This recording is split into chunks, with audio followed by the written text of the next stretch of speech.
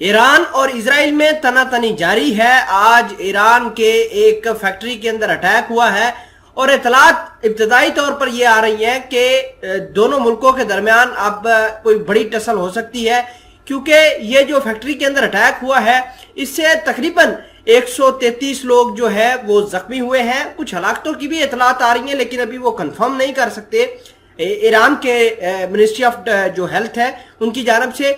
लेकिन जो Washington post है उन्होंने कुछ अहम इंकशाफ किए हैं, वो मैं आपके सामने इस वीडियो के अंदर रखूंगा ताकि आपको कंप्लीटली पता चल सके कि एक्चुअली हो क्या रहा है मिडल ईस्ट के अंदर, खुसूसन ईरान और इजराइल के दरमियान। तो खबर जानने से पहले आपसे सिर्फ इतनी गुजारिश है कि इस वीडियो को आखिर तक देखिए।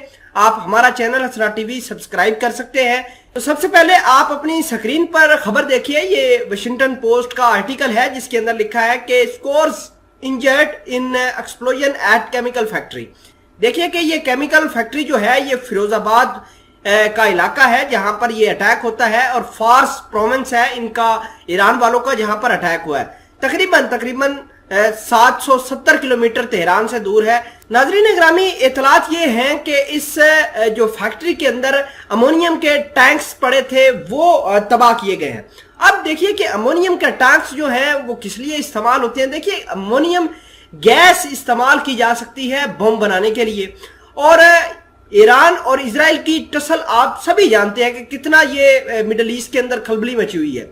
अगर आप ये देखिए कि बहुत ईरान को बहुत ज्यादा नुकसान हुआ है। पहले इनके 2 पासदारान इनकलाब के लोग मार दिए गए, उसके बाद इनकी एक केमिकल फैक्ट्री और मिलिट्री बेस जिसका नाम पार्चीन मिलिट्री कॉम्प्लेक्स था उसके ऊपर अटैक हुआ, और आज बड़ी खबर निकलकर सामने आई है कि ईरान के जो अमोनियम टैंक थे वो तबाह हुए।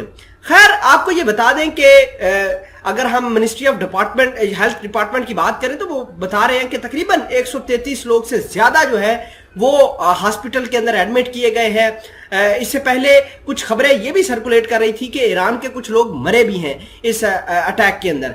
खैर, ईरान के ऊपर ये इस तरह के अटैक पे दर पे हो रहे हैं, और फरवरी के महीने में, यानी ये जो साल है 2022 का, फरवरी के महीने में भी एक अटैक हुआ था जिसपे जो मटेरियल था खुसूसन न्यूक्लियर पावर प्लांट के लिए वो बनाया जा रहा था, और वो अटैक के नतीजे में सब कुछ तबाह बर्बाद हो गया।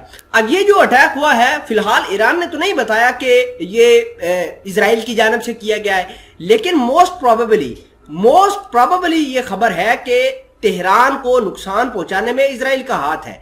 और आप ये जानकर हैरान होंगे कि ईरान वाले भी पे दर पे इजराइल के अंदर हमले कर रहे हैं, क्योंकि इजराइल अपनी सिक्योरिटी को मजीद टाइट किए हुए है। न सिर्फ अपने तल अवीव के अंदर, हीफा शहर के अंदर, बल्कि आस पड़ोस के जो इलाके हैं वहां पर भी सिक्योरिटी इजराइल ने टाइट की है, क्योंकि उसको इस बात का बखूबी पता है कि अगर हम ईरान के ऊपर अटैक कर रहे हैं तो ईरान आराम से नहीं बैठेगा, बल्कि वो रिटेलिएशन करेगा। और रिटेलिएशन आम ये नहीं है कि इनको थोड़ा सा नुकसान होगा, इजराइल को नुकसान जब भी होता है बड़ा होता है। और मैं पिछले दिनों एक खबर आपके साथ शेयर भी कर चुका हूं अपने चैनल हसनाट टीवी पर कि ईरान जो है उसने एक लिस्ट बनाई हुई है जिसमें मोसाद और इनके आला हुकाम जो है उनकी एक लिस्ट बनाई है, और लिस्ट जो है हिजबुल्लाह हमास के लोगों को भी ट्रांसफर की है, उनको बताया है कि ये लोग टारगेट करने हैं।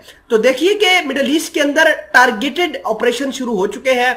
इजराइल लगातार इनकी उन फैक्ट्रीज को अटैक कर रहा है जो बहुत ज्यादा न्यूक्लियर पावर प्लांट के अंदर हेल्पफुल है, इनके लिए अहम किरदार अदा करती हैं। और फरवरी के महीने में भी जो इन्होंने नुकसान किया था वो बहुत ज्यादा किया था, और ईरान ने उसके बाद इनको मुख्तलिफ जगहों पर टारगेट भी किया था। खैर, ये जो मामला निकलकर सामने आया है, इस हवाले से अगर आप राय रखते हैं तो कमेंट सेक्शन में जरूर बताइएगा। जज़ाकल्लाह।